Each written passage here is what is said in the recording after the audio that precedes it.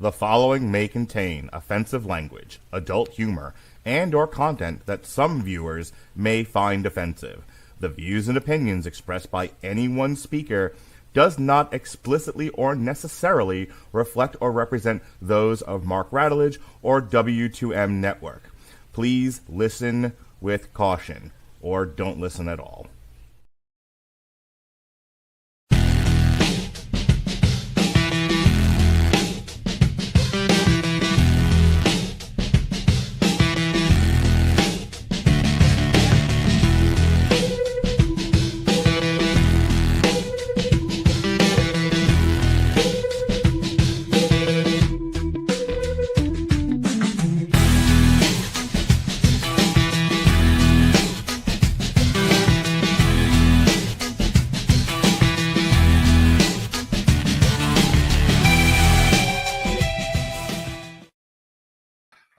Yes, now we are back. The IndySiders, big sexy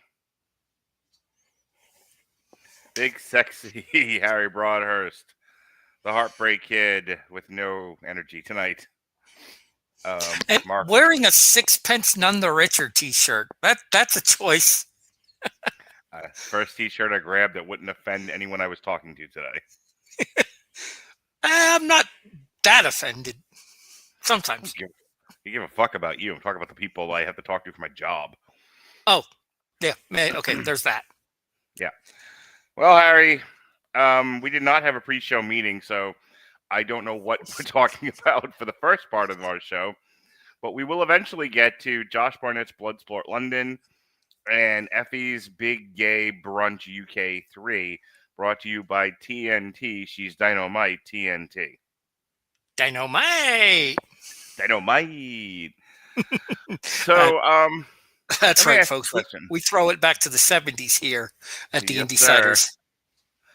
It's good times. Ain't we lucky we got them? Ain't we lucky we got them? Good times. I was waiting for you to drop a great memories reference in regards to Colt Cabana. I thought that would have been appropriate as well, since this is a independent wrestling podcast. No. You're the wrestling dork, not me. Listen. So since we last talked, Seth Rollins has won and had to give up the world title. He faked an injury and then got really injured. So, catch me up here. You've been watching Raw, yeah? Yes. So take me through. He beat CM Punk for the world title, cashing in Money in the Bank. And doing the bit from Pete's Dragon where the guy takes the snake oil and he drinks it, and suddenly he doesn't need his crutches anymore, and he throws them away and he does a dance. That's what Seth Rollins did. 2, he got really injured and then got taken out by the Vision, and I don't even know who's in the Vision anymore. I haven't really been watching Raw. I've been very much caught up in Monday Night Football if I watch anything at all. So fill me in, Harry Broadhurst. Well, currently the Vision's down to Heyman, Braun, and Bronson. And there's talk that another BR person's going to be joining the group as well. You can imagine which particular person that would be. Well, that'll at least give him some star power. Yeah. And although I don't know that you really need to align Lesnar with anybody, but I digress. Point being, so Seth went for the coast to coast at Crown Jewel in Australia. Right. And he tried to do a flying headbutt version of it. And there's a reason that nobody's done that before. The reason that nobody's done that before is because it'll fuck your shoulder up something ferocious. And what happened was it fucked his shoulder up something ferocious. He ended up having to have shoulder surgery. Dumbass. It was not a great idea in either theory or in execution. Oh, that's another rumor for another person joining the Vision as well. Bret Hart? Austin Theory. Oh, okay. There used to be a way you could kick people out of your show for leaving spam comments. I don't remember how to do it anymore. That's okay. Just ignore them. I'm planning on it. Ain't nobody got time for that. So Rollins got booted in order to write him off of television there, which I mean, I appreciate. So who's the world champion right now? There isn't one. It's going to be decided this Saturday night at Saturday night's main event, which is something we can actually do predictions for if you would like to go on to the Wikipedias in order to get that ready. Yes, I actually have the Wikipedia page for I actually have the Wikipedia page for 2025 in professional wrestling. In case we wanted to talk about, on the off chance we wanted to talk about either Wrestle Dream or Halloween Havoc, of neither one of which I saw. However, I did watch Halloween Havoc. It was a good show. We can talk a little bit. I can give a quick recap of Halloween Havoc. Yeah, I apologize.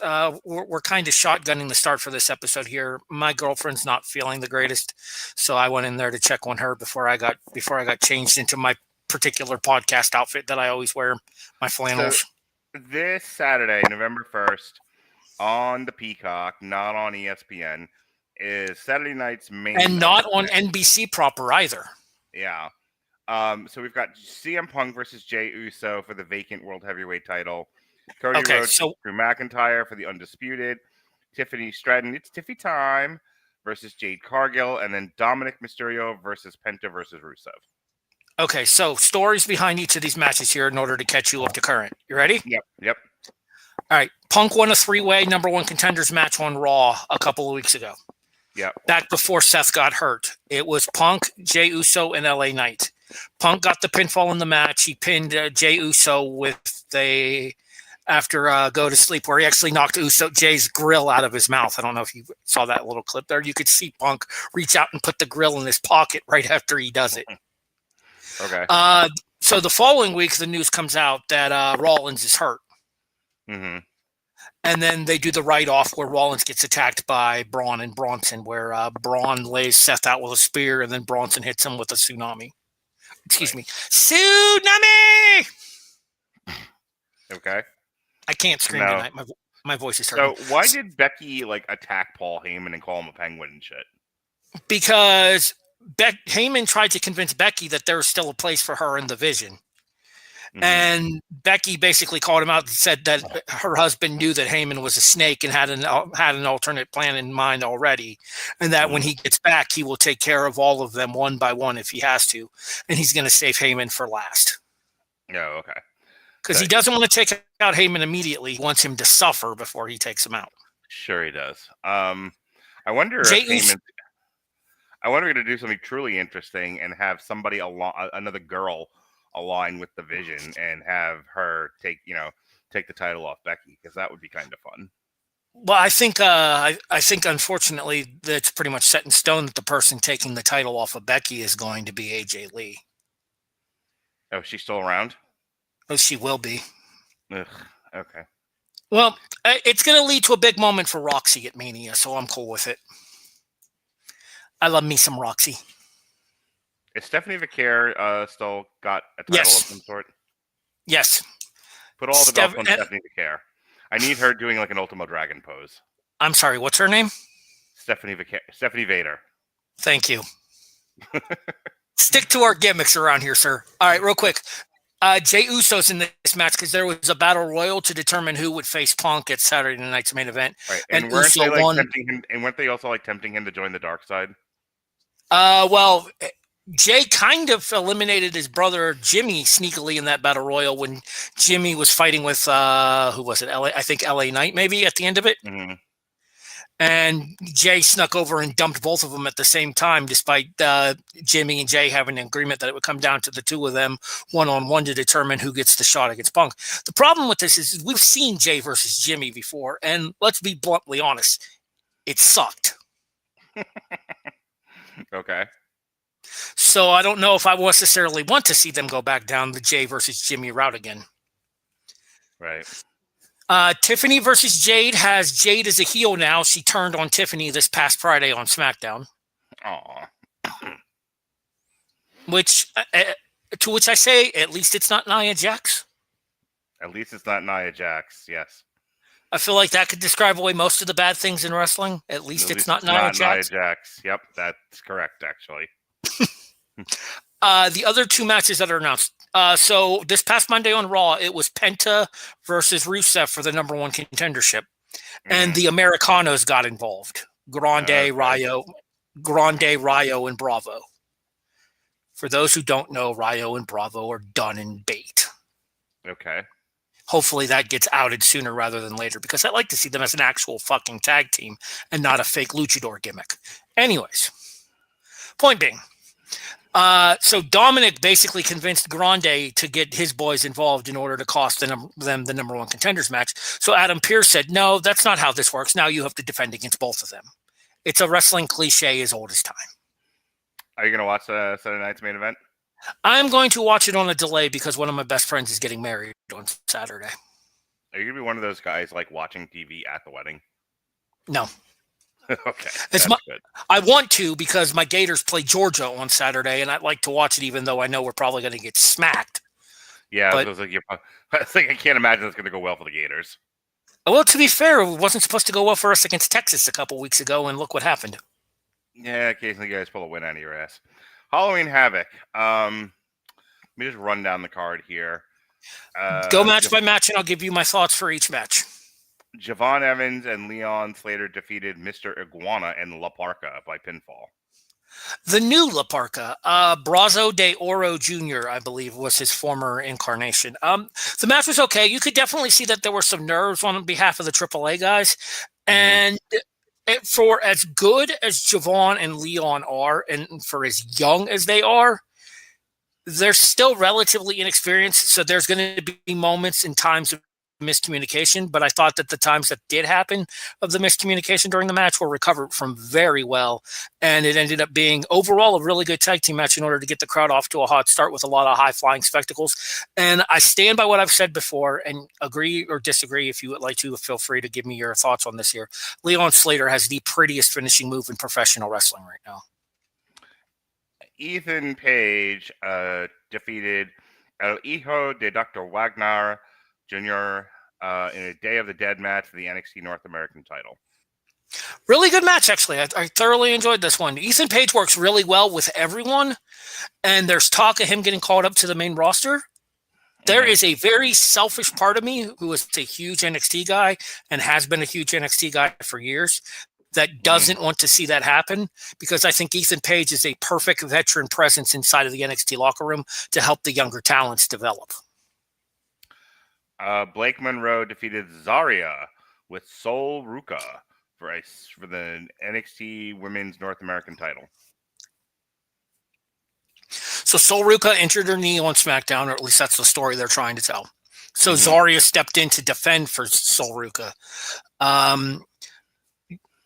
Blake Monroe took out both of them at ringside. Zarya came over to check on...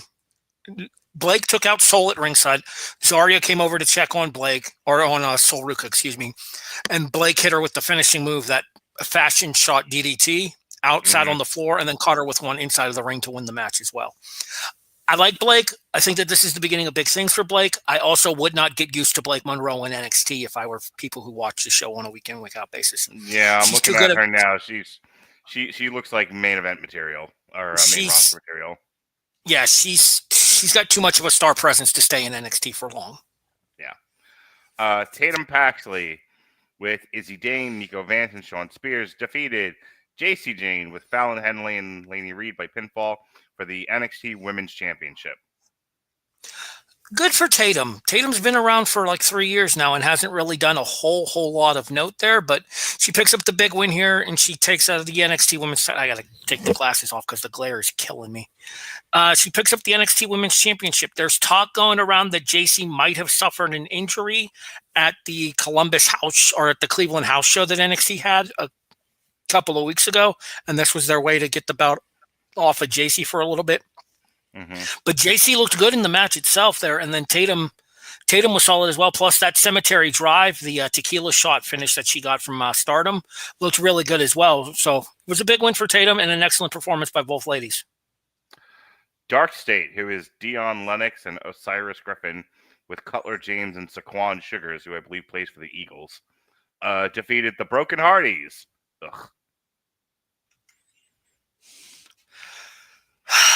Okay. You can tell that there's about to be a tirade when you get the sigh before I say what I have to say. I am fully aware of the nostalgia factor of professional wrestling. Believe me, I get it. I understand it. I was born in 85. I'm as old as WrestleMania. So I get the idea of looking back to the past in order to prepare for the future. I get the idea of wanting to use people from our childhood in order to help elevate the current roster of talent. Jeff Hardy, for the love of God, fucking retire before you are unable to walk, because you can barely move as it is. I don't say this as a slight on Jeff. I am very well aware of the bumps and the sacrifices that Jeff has given us as a professional wrestler for us being fans of professional wrestling.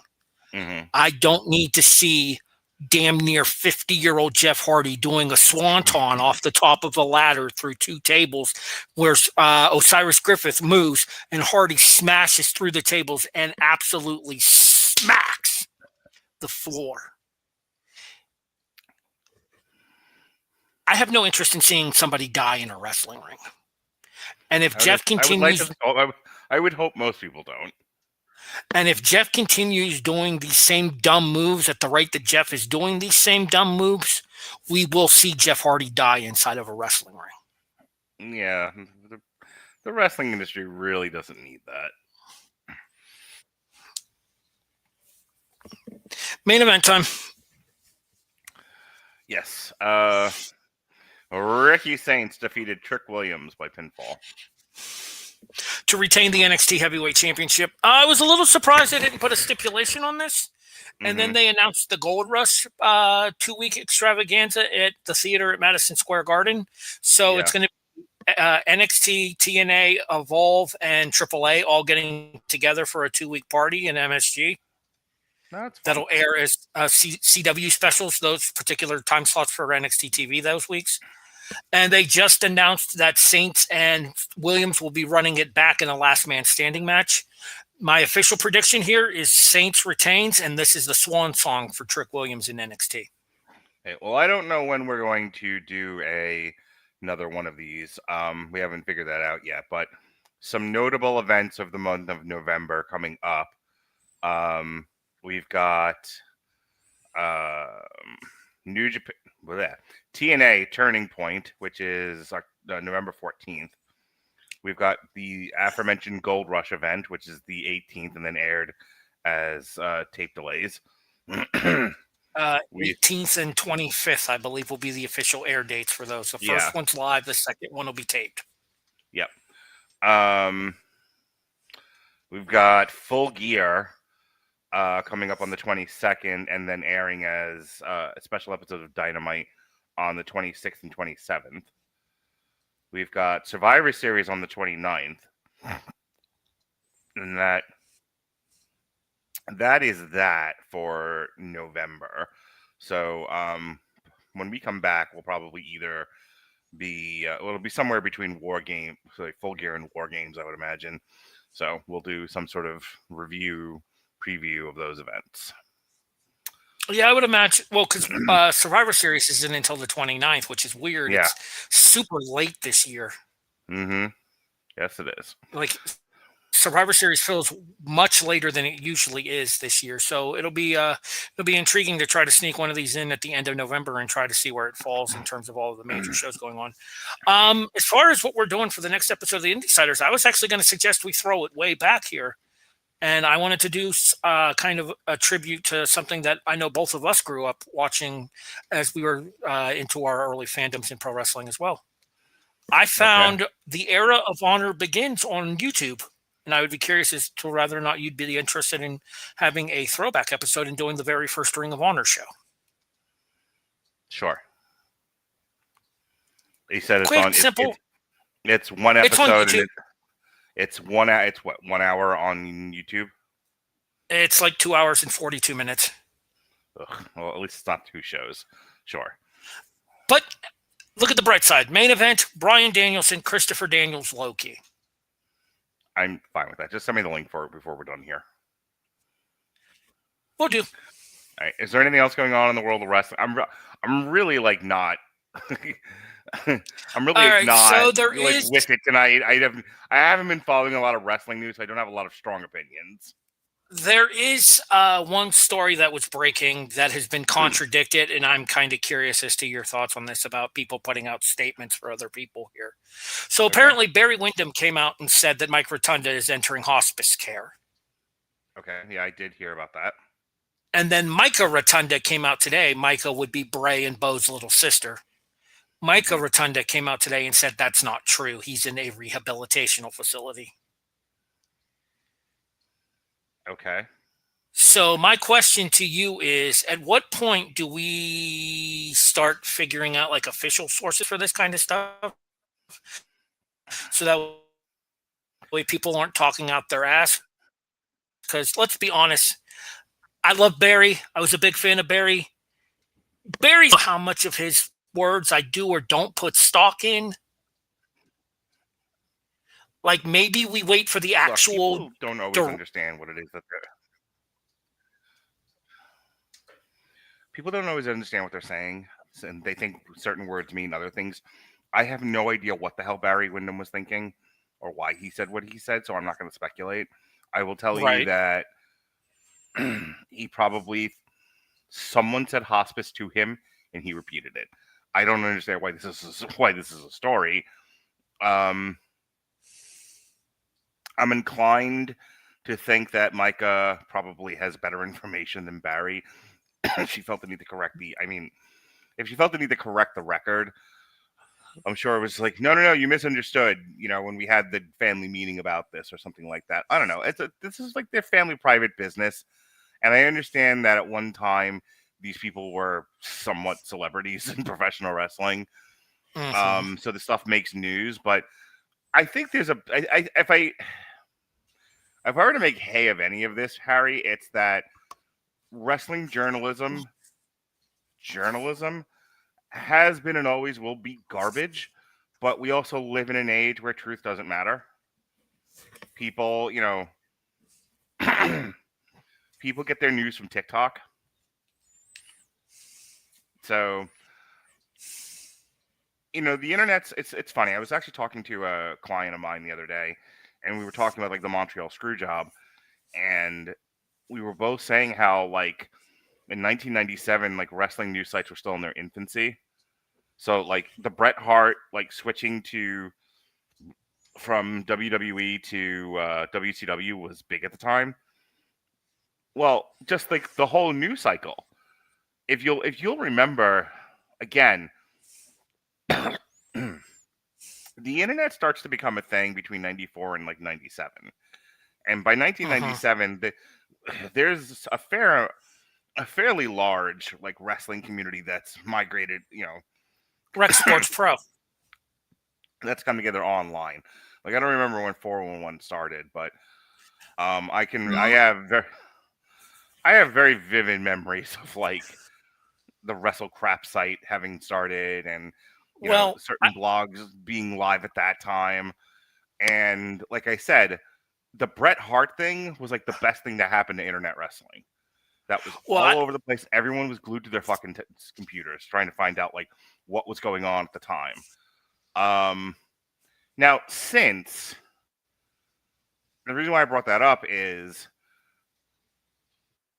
at that time to now, wrestling journalism has never abided by the tenets of actual journalism, which is don't put stuff out without sources.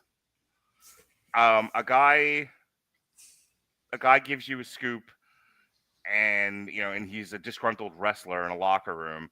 That goes up as news. It's not verified. It's not sourced in any way. This is why 10, 20 years into wrestling news, people stopped like giving it any credence and started making fun of it. Like, if you look at comments now about like certain wrestling news sites, that people are just like, whatever. They don't, Oh, if I see a headline on 411 that it was Dave Meltzer speculates, I don't even click on it because I'm not wasting my time with him. Right. And that's the other problem that's happened. And this is more of an internet issue than it is specifically wrestling. But opinions masquerading as news headlines. And especially biased opinions at that, when Uncle Dave has a vested interest in the fight, when he's so significantly pro AEW. it's not just Dave Meltzer. They all do this. They all, you know. The closest one to credible that I'm familiar with is WrestleVotes. WrestleVotes tends to get it right more often than he gets it wrong. And that's the one on Twitter that was given like the heads up for things on Twitter and stuff before he ended up migrating over to, what was it? The one that the company that hired Vince Russo as well, which you want to talk about people who get it wrong all the time, Vince Russo. Right. So just my kind of rant about like quote unquote wrestling journalism is that it has never been good. It has never been good journalism. But as Jesse and I were having this conversation one day. I don't remember if it was a Sessions or if it was our review of The Wire season 5, which would have made more sense at the time. But Jason Blair's like burning down the Master's house, which is still the funniest fucking book I've ever been not aware of. So do you know the Jason Blair story? I do not. All right. So Jason Blair was a New York Times reporter. And he was black and he was young and he was a man. And he got outed for faking stories. And then he wrote a book called Burning Down Burning Down the Master's House. Basically saying it's the New York Times' fault that he was fabricating stories. And if you compare like the Jason Blair story to so he was claiming racism inside of the paper? It was a lot of different things. I don't remember like all the accusations, but basically Jason Blair didn't take any responsibility for his lying in the newspaper. Yeah, most people don't. So you compare that to like CNN's admitted trading, like not covering certain aspects of Saddam Hussein for access to Iraq. Like they basically didn't report things purposely. Because if they had reported it, Saddam Hussein would have thrown them out. So they had to weigh access to Iraq with journalistic integrity. And they chose to not have journalistic integrity. Those are the two events off the top of my head that kind of... That and like the rise of blogs and the Drudge Report kind of killed people's faith in journalism.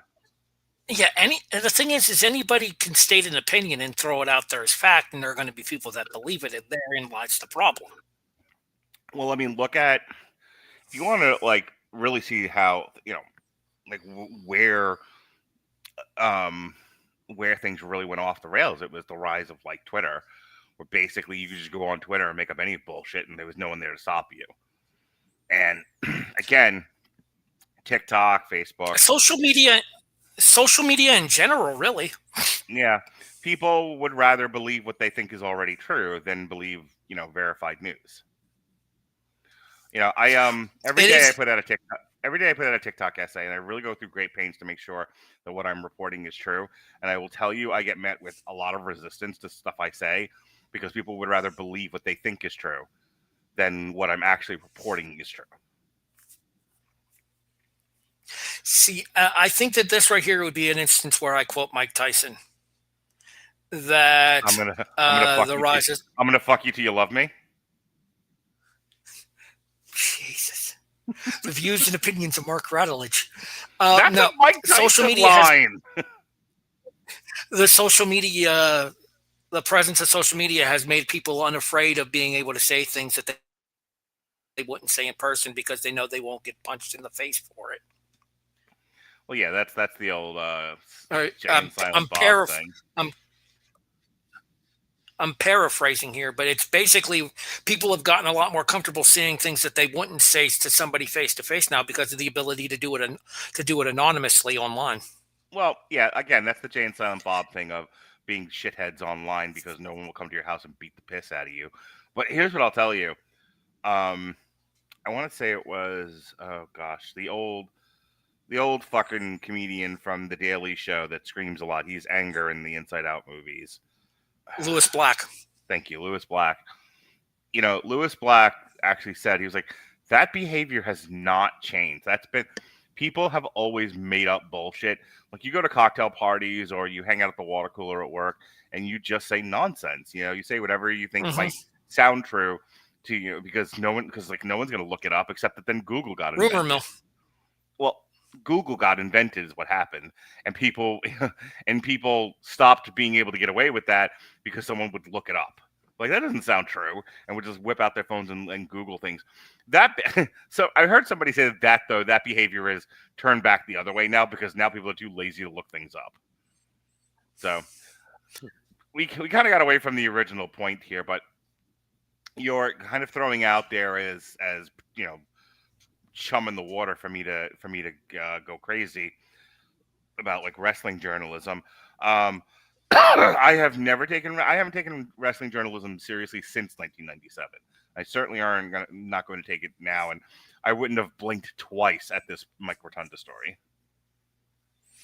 I thought it was interesting. I would just like to get like an official statement on these kind of things here. Like, everybody get together and corroborate a story, so we're not putting out these fake stories or potentially fake stories. That's confusing everybody. Yes, and I would like everybody to take away old concerned for the. Yeah, I would also like to take away old people's social fucking media and access to the internet. I mean, it's probably not the worst idea entirely. All right, I like how the answer to everyone's problems is fascism. One other quick thing as well. Natalia's book released yesterday. Any interest? In Natalia's book? Yeah, Last Heart Standing. Not even a little bit. See, I'm a wrestling book guy. I have been ever since I was a kid. One of the things that got me through the reading classes that we had to do inside of schools and stuff were being able to pick wrestling books in order to do my book reports on. So I'm interested. I'll give it a look-see. Same with the Kevin Michael Kaser book that just came out as well, The Former Karrion Kross. He wrote a book? He did. Wait, did he get released from the WWE? He has. Oh, well, he's working TCW these days. Oh, poor Karrion Kross. I feel like Shotzi. I was just going to say Shotzi's back there too. Yeah, that much I knew. All right, we're like on a delay for some reason. You're really slow tonight, so let's just get into the two shows that we're going to do. Let me talk about this Effy's Big Gay Brunch from Fusion Nightclub in Liverpool, England, which aired September 27th, 2025 on Triller TV. I watched this with my girlfriend, who's not like the world's biggest wrestling fan. Like, she basically only watches if I make her. And she watched this one, and she thought this was great. She was like, I wish all wrestling was Effy's Big Gay Brunch. And I'm like, me too, Erica. This was...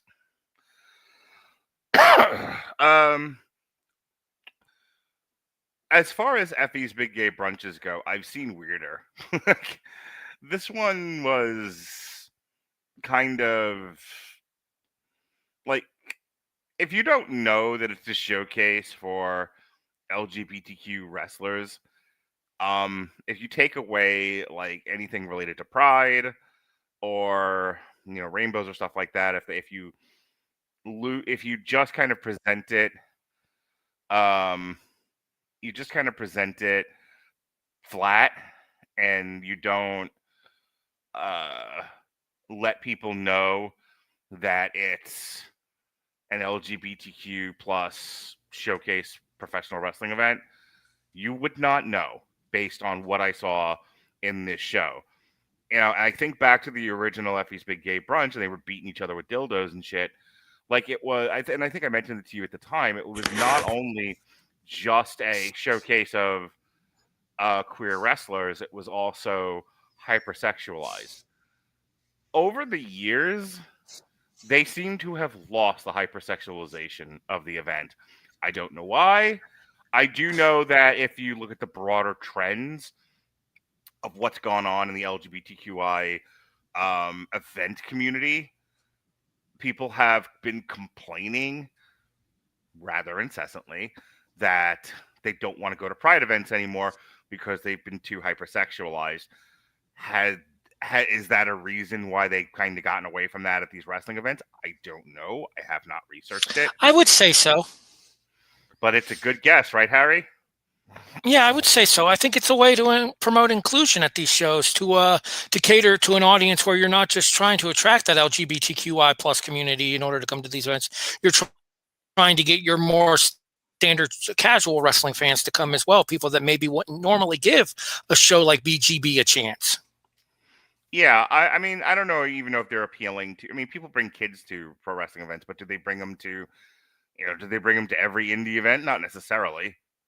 But I will say this: getting acceptance by families, by kids, that's a big part of the queer community's goals.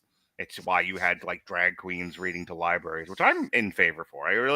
I know like there are conservative people out there that's like, oh my god, I don't want that sort of thing. Look, if the drag queen's just reading the fucking book and that's it, and just having interactions with kids because they genuinely want to be around kids and there's no active grooming going on, you can't infer grooming by their mere presence.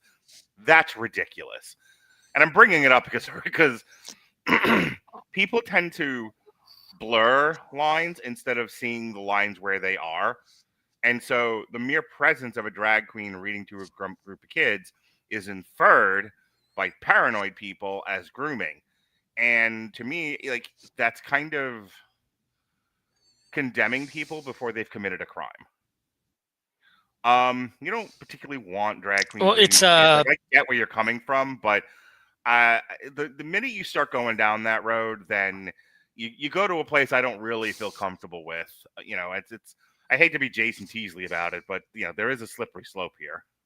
Go ahead, Harry. So my statement to that would be is if you don't feel comfortable with your kids going to those events, don't send your kids. Don't tell other people what to do with their kids. It's fair. My point with even going in that direction was I'm wondering how much they cleared out the hypersexualization because they were like, we might have kids at these events. We really shouldn't be beating each other with dildos. I think that's part of it. I also think that the fact that, let's be honest here, Effy has a much more globally known presence about him than he did when the Big Gay Brunch first became a thing as well. He talks about it in his end of the show promo, the fact that he's the 46th braided wrestler in the newest PWI 500 right now. There are a ton of people that have their eyes on Game Changer Wrestling and specifically on Effy as well. Right. So he probably what Effy does in pro wrestling matters now because people pay it. Somebody probably took him to the side and be like, "Can we not do dildos and fucking, sex dolls?" Like, no one's saying don't do your event. Like, we want your event, but it's kind of like when you start, maybe like, tone it down a little bit.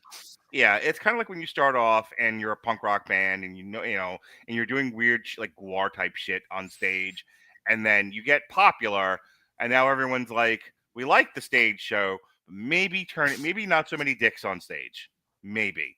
Like, we don't care so much that you kill the president, but maybe a little less dicks, and then you're GWAR and you're like, how do we even begin to do that?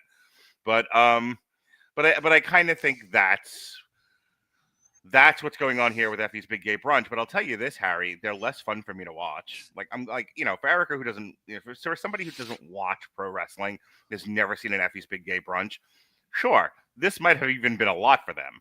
For somebody who started off with, beating midgets with dildos, I'm like, oh, we're kind of doing mainstream stuff here. We're just doing it with not mainstream people.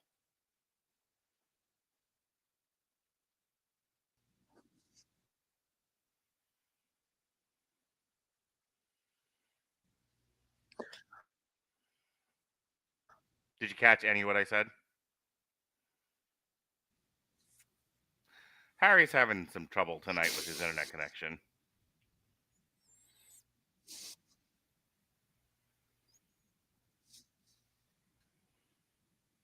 Okay, I can't even hear you at all now.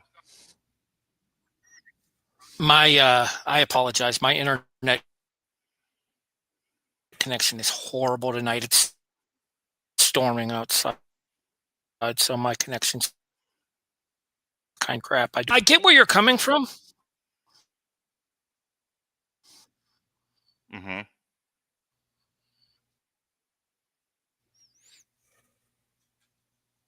You take over for a second. I'll be right back. I'm going to try to. Okay. Well, Harry reboots. Kind of want to get into the show, but I will say this. The other thing that I'm noticing is, and I don't think there's any way to control this. They got local talent for this show, as near as I could tell. They got whoever was like the hot queer wrestlers that they could get, so they look the way they look. That's the other thing about previous Effy's Big Gay Brunches. There was a lot of intergender matches, and there were a lot of like, I don't even know how to phrase this, but there was like very like obvious, very feminine men at these things, and it was very clear what you were getting with these events. It was less so with this one. Like, this was the tamest Effy's Big Gay Brunch I've ever seen. The other thing it was making me miss, I was missing Paro, but for a very specific reason. So, as I've said previously, and we covered it in one of our throwback shows, we were able to get a copy of the match that Paro and Effy did, and to this day it remains one of my favorite promos ever, where Paro said to Effy, you wrestle straight guys for clout so that you'll be accepted, but they go easy on you because you're a homo. And fucking Paro's like, well, I'm a homo too, and I'll fucking kill you. And it was great. It's one of my favorites because it was very much like, just because we're gay doesn't mean we're not violent. And and Paro was like, the fact that I'm gay has nothing to do with the fact that I am a big, huge, big meaty man slapping meat, and I'll beat the living fuck out of you without blinking an eye. I feel like I missed a lot when my internet was resetting. The argument that I'm making is there also used to be a lot more obvious gay people at these things, and there's nothing and I said, they got the talent they got, and I don't need every gay wrestler to look completely feminine, or every gay female wrestler to look very butch. I don't really care. But there used to be a very much like, it was obvious they were gay. They were less obvious with this show. But more to the point, and this is why I brought up the Paro. This is why I brought the Paro thing. Paro made it a point to say, gay people are no different than you and than the rest of you. And the way I'm going to prove that is by being a vicious psycho. Which I thought was great. I mean, I get where you're coming from with your theory there. I think that as we've matured with the LGBT community in general, like mainstream acceptance thereof, you're seeing more and more gay television shows, gay and lesbian focused TV shows, gay and lesbian focused websites, gay and lesbian focused ownerships of businesses and stuff now. I think as we're getting more and more of a mainstream acceptance towards it, you see the exotic, the hyper focused nature of it kind of declining, because they're just everyday people now. Right, but I think that's, for Erica, there was just enough queer in this for her to be like, "Ooh, well, this is wonderful. This is better than the normal wrestling you make me watch." For me, who's seen almost every single Effy's Big Gay Brunch, I'm like, this is becoming less and less distinct. It's becoming just another indie show.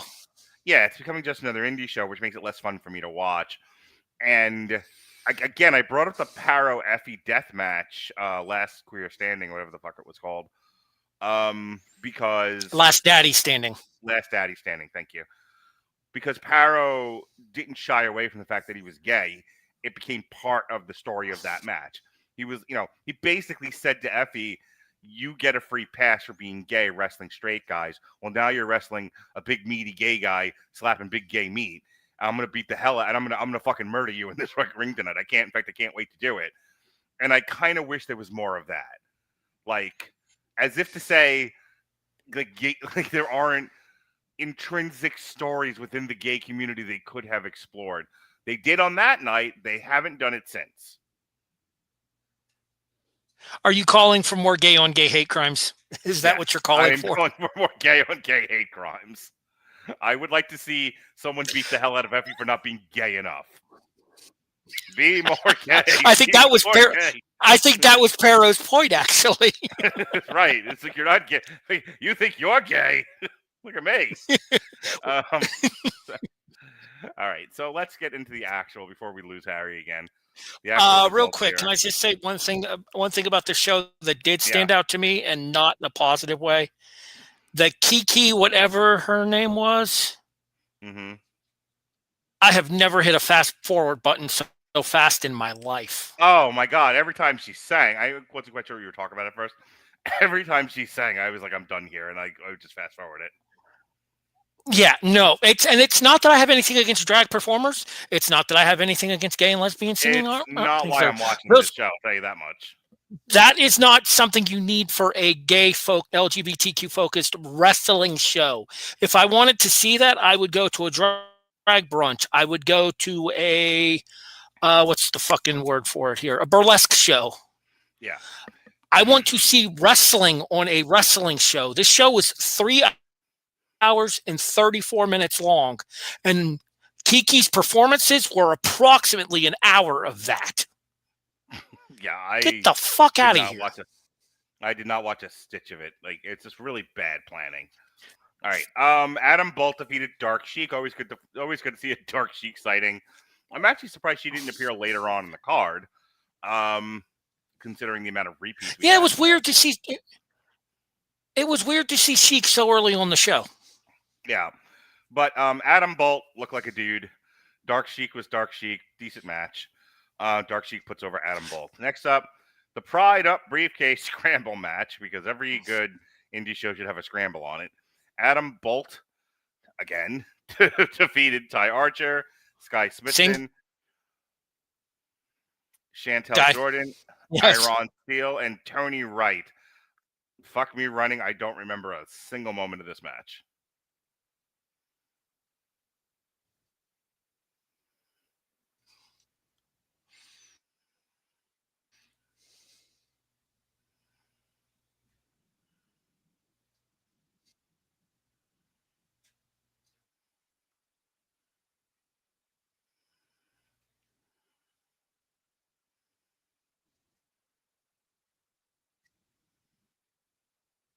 Got anything, Harry?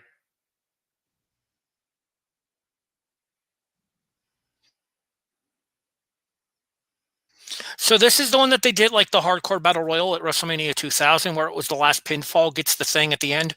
So it was okay. Hey, it turned into a clusterfuck at the end, though. Yeah, I kind of had a hard time following it. The TNT Ultra X Championship match between Shay Monet and Sonny Kiss. I like Sonny Kiss.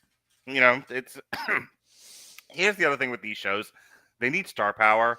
Like, at this point, no, I'm here. Can you hear me? I can now. Yes. I think I lost Mark. Oh boy, technical issues are plagued to this episode. Yeah. Can you hear me at all?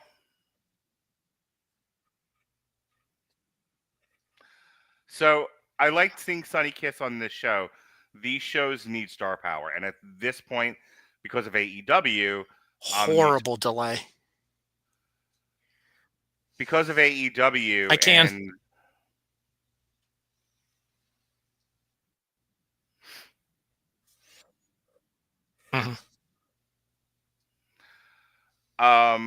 You need people who have had exposure on mainstream American television, like Sonny Kiss, on these shows. So I'm glad she was here because I'm going to complain about this with the next event with Bloodsport if we ever get there. That an entire card of people I don't know is not that interesting.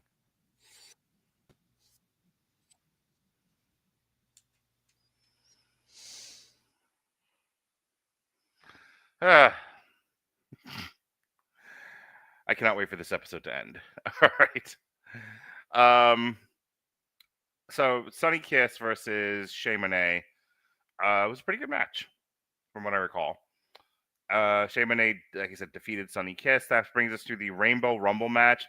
Scotty Rock, who seemed to be a crowd favorite. People were very much happy he was there. Defeated Aiden Steele, Chantel Jordan, Shay Monet, Connor Malloy, Gain, Harley Hudson, L.A. Taylor, Mark Adams, MJ Mars, Marley Spotton, Jay, Prince Pele, Sammy Blue, Session, Marth Martina, Sky Smithson, Them Kind, That's right, them kind. Tony Wright and Ty Archer. I think by this point I was like only half paying attention to the card. So when I saw the guy dressed up as Mankind, I laughed pretty hard. And then there's another person in here who I don't know of all the people I just listed, I don't know who they were calling the Big Gay Machine, but I laughed hard at that too. That was Gain. That was Gain? Okay. Oh, yes. Gain, got it. Okay. Yes. Yeah, I want to see more of Gain and them kind. We actually saw them kind in the scramble as well. It's 8 and whatever, steel, something like that. Yeah, I'm up to the Royal Rainbow, whatever the fuck. All right, so real quick, going back to a little bit of what we missed, what I missed there. The scramble match was the match that was basically like the hardcore Rumble back at the Hardcore Rules match back at WrestleMania 2000, where it was the last pinfall standing gets the briefcase. I thought it turned into something of a clusterfuck at the end, but it wasn't bad getting there. The biggest standout in that match to me was Sky Smithson, or Sexy Sky, as they were chanting. Yeah. And then we'll talk, the Rumble itself actually sees a better example of that because I think I have a new girl crush and her name is L.A. Taylor. Yeah. I was saying when we were having some really bad sound trouble that these cards need more star power. So I heard that. Oh yeah. So I was glad to see Sonny Kiss there. Right. They need more people who have gotten exposure on AEW or American television at these events, because I don't want to sit through an entire event of just locals who I have no idea who they are. And I think that's a bigger problem overseas too, because of the overseas flights of everything involved there, and that you don't have as large of a talent pool to pull from. And I think we see that in very strong form when we talk about Bloodsport next. But yeah, so I don't know if you heard me, but that's exactly I did. I did. Yeah. Oh God. I'm glad that was only an hour. But going back to the BGB thing about it there, though, the Sonny Kiss thing there is, for somebody like Sonny Kiss, for somebody like a Tegan Knox, for somebody like a Shotzi Blackheart, who has a reputation in the community as well as a name behind them, being on these kinds of shows adds that marquee value to this show for the people that are watching at home, as well as for the people that are paying their money to go see it. Yeah. And we'll see two further examples of that a little bit later on with Effy himself, as well as Drew Parker, who's an international deathmatch star. Well, I want to get to the main event here, especially because we're having such bad sound problems. I don't want to do this any longer than I have to. And I apologize. It's raining something pretty ferocious here right now, so my internet connectivity has been shoddy at best. So we have the GCW rules match. Effy and Drew Parker defeated Tate Mayfairs and Leonardo Darwin. This was great. Like the guy that they paired up with Effy, Drew Parker, coming out in the fishnets and everything. That was a lot of fun. The crowd seemed really into it. Effy looks like a star as always. It was a good match. What'd you think of it? So the big thing for me here is I loved Darwin's entrance, pandering with the YMCA entrance. Thought that was fucking hilarious. I laughed my ass off at that. So did Erica. Thought that was what is this? That's exactly what this kind of show needs. Yes, absolutely. I love the guy who's like doing a one-man war on death matches. He's cool. He was fun. That's Tate Mayfairs, and that's where I was going to tie in there. And they also tied it into Tate Mayfair's TNT storyline with the death match war by having a death match star in Drew Parker. And Effy's done a lot of death matches himself. Sure. By having them as Tate Mayfair's opponents here. I also appreciated the righteous condescension of the announcers complaining about the fact that two straight white males were invading Big Gay Brunch, which I thought was fucking phenomenal. Yes. Honestly, that was the best part of the night. The main event was the best part of this entire show for sure. Yeah. Overall, it was fine. Except for L.A. Taylor. Rawr. Overall, the show was fine. But part of the reason why I insist we do these is because I always think I'm going to see something really special. I did not, other than the guys chanting straight white males, which I laughed hard at. Full send on the straight white male chant for me. Had to pause because I was laughing so hard. Yeah, it was good shit. All right, let's move over to Josh Barnett's Bloodsport London, which took place Sunday, September 28th at the Electric Ballroom. This looks like it took place in someone's closet. Real quick, buy or sell. because I want to get your opinion on this, because this is the vibe I got here. L.A. Taylor. I would not kick her out of the bed for eating crackers. Yes or no? Pre-black hair Rhea Ripley. Yes. That's what she looks like to me. Yeah, no, for sure. Okay. Sure. All right. So we started the night with Kevin Lloyd versus Hedy Caru. Now, I want to say this before I even get into reading off the finishes here, the matches. I like Bloodsport. I've insisted that we do Bloodsport because I like the work shoot style of it. What's made Bloodsport work in the past is that the people they got were real shooters. Like, they were really good. And then when they would have like a weirdo show up, like a John Moxley or a John Gage, Morrison, yeah, somebody like that, they did. It was interesting to see like what they were going to do with this medium. Mm-hmm. And that ended up being the fun of doing it. Mm-hmm. Also, they haven't done so in recent history, but they used to get legit MMA guys. So they would get like a Frank Mir or somebody. Frank Mir, former UFC heavyweight champion. Mm-hmm. The guy that Lesnar beat for the UFC title. Yeah, they unified the titles. What happened there? They both had the belt. So like they would get a Frank Mir, they would get some, I can't remember who else did it, but they'd gotten some like true MMA people, and then people who had done MMA who had drifted into wrestling would come back for this. So like, Riddle. They started out as Matt Riddle's thing, but they also had Horseface McGee, who in the WWE, Shayna Baszler. Woof. Poor Shayna. She's working every bit of that fucking upper Midwest. So yes, it's just Shayna Baszler would be there. I think they had a couple of others that had an MMA backgrounds. Well, you saw all four of the only one of the horsewomen of MMA that didn't end up working a Bloodsport show was Ronda, because we saw Jessamine Duke and Marina Shafir in Bloodsport as well. That's what I was thinking of. I just couldn't remember their names. Mm-hmm. Jessamine Duke. Hoo-wee. Anyway, so what makes the Bloodsport event really fun is either guys who really shouldn't be there trying to figure out what the fuck to do, or people who absolutely should be there and are awesome at it, and it's fun to watch chain wrestling and submission style and all of that. Minus that, this is not fun to watch. Like, yeah. So I think that the problem that I have here is that if I wanted to watch freestyle wrestling, there's an actual freestyle wrestling promotion that's being started now that I have no interest in. Well, there's also collegiate wrestling that's available. I mean, at this point, all sports stream. Yeah, so I mean, if I wanted to watch that, I could watch that in and of itself here. I don't need to see a worked version of it in professional wrestling. Well, if you're going to see it, I need to see it once, and then someone else has to do something different. This was kind of 7 or 8 times of the same thing. Most of the matches for this particular Bloodsport bled together. Yeah. I could not, other than Josh Barnett himself, I could not tell you anything about this card. So a couple of the people on here I do know. Lou Nixon's a deathmatch worker, so I've seen him before. Okay.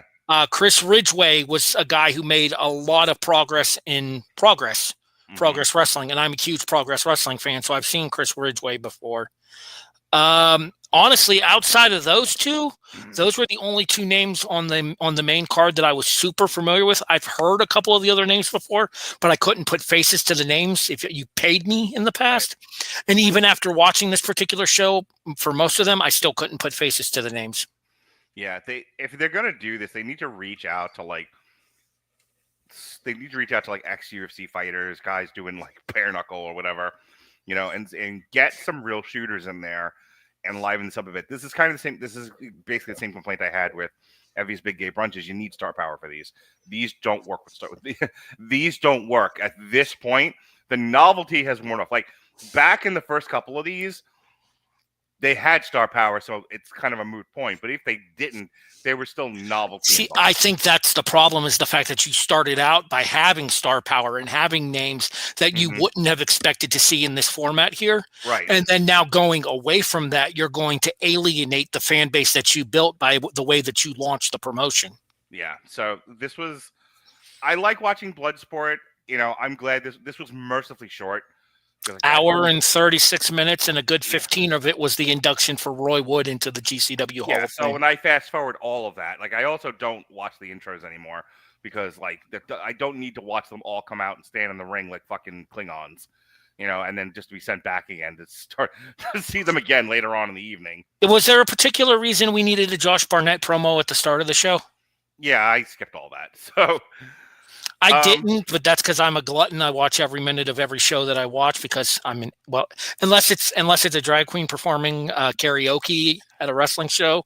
Pass. God bless you. I have a life. I don't have time for that sort of thing. I feel like Erica would have appreciated the performance, though. She did not. All right. So so she has some taste at least. There was Kevin Lloyd versus Hedy Carew. Lou Nixon defeated Chris Bungard. Catch wrestling match. Sean Hathaway defeated Taylor McCann.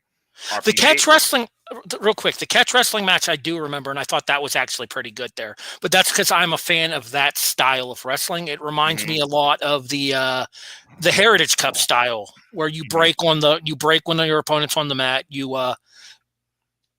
The no grounded contact, that kind of thing. There, wrestling is as wrestling was meant to be there, and I don't mind seeing that in doses. And I thought that those two put on a really good performance for it. I would agree with that wholeheartedly.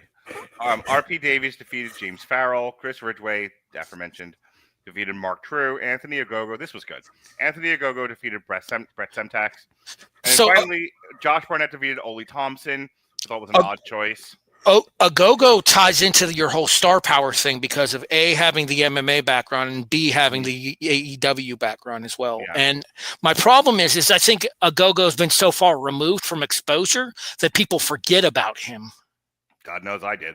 I kind of remembered his name because his name, is memorable. But he was in AEW for a while as part of what's his name's group with Ethan Page, the Men of the Year. Yeah, with Ethan Page and Scorpio Sky. So just to keep this short and sweet before we lose you again, because all you have other things I would like to do tonight, so mostly sleep off this cough. I thought it was okay. Again, mercifully short. I got what I needed out of it. It did not overstay its welcome like some other things that we've done do. Just like I said, I think because of the location, they were like, let's focus on local talent, yada yada yada. The next Bloodsport that they do, wherever it is they do it, I need to see. They need to take some of the suggestions. They need to take some of the suggestions that we made tonight, and seriously, and be like, let's get some star power in here. We need to. We need to get eyes back on this product. Your thoughts, and then we'll get out of here. The next Bloodsport is in November, I believe. Mm-hmm. I think they're doing the one Survivor Series weekend, if I'm not mistaken. Because Wrestling Metropolis being what it is for being back in the States, being out in San Diego, there's a bustling community out there. A couple pretty mainstream wrestling promotions based out on the West Coast as well that they can work with in order to get talent for the show. So I feel like we'll definitely see a step up in the level of competition in terms of who's going to be at the show. Like I was saying earlier, I think being over in the UK cost them the ability to use a lot of those independent wrestling guys that have that MMA backgrounds, that Matt Makowski kind of guys, the Timothy Thatcher types. Yeah, exactly. So I wasn't surprised that this one was a little light on star power. I also think that the match order was a little screwy as well, because while I appreciate Barnett main eventing his own show, Josh Barnett is not an entertaining commodity in 2025. Yeah, he's looking.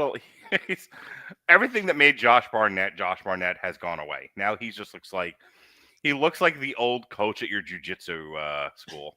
He's Grandpa Josh. Yeah, he is definitely Grandpa Josh. It's the Jeff Hardy thing all over again from the conversation we were having about NXT Halloween Havoc. Mm-hmm. He's got so much skin in the game at this point that you're physically worried about him rather than being interested in what he's doing. Yeah. Well, I don't think he's going to hurt himself. He's not hurling himself off a fucking ladder into an ordinary drinking glass, observe. But, yes, your point is taken. So I do think that we will see a return to form when we go back to the U.S. for Bloodsport. But if you're going to do another one of these international Bloodsport shows, you're definitely going to have to up the lineup. Otherwise, people aren't going to care. They were in a notorious wrestling building. They were in the Electric Ballroom in Camden in the UK, which is where Progress made their name over in the UK. So it is a wrestling building. And the fact that crowd was hot for it helped. Sure. The problem is you put that show in front of a standard independent wrestling audience, no one is going to give a fuck. Correct. That's all I had. All right. Well, then that is our IndySiders show for the evening. We'll be back at the end of November, probably prior to Survivor Series, but just after Full Gear. And what are we doing? Ring of Honor's first show? Era of Honor begins from 2002. Sounds great. All right, I'm exhausted, and I want to go make an AI song and then go to bed. So we'll be back in a month. For Harry Broadhurst, I have to take a poop. Be well, be safe, and behave.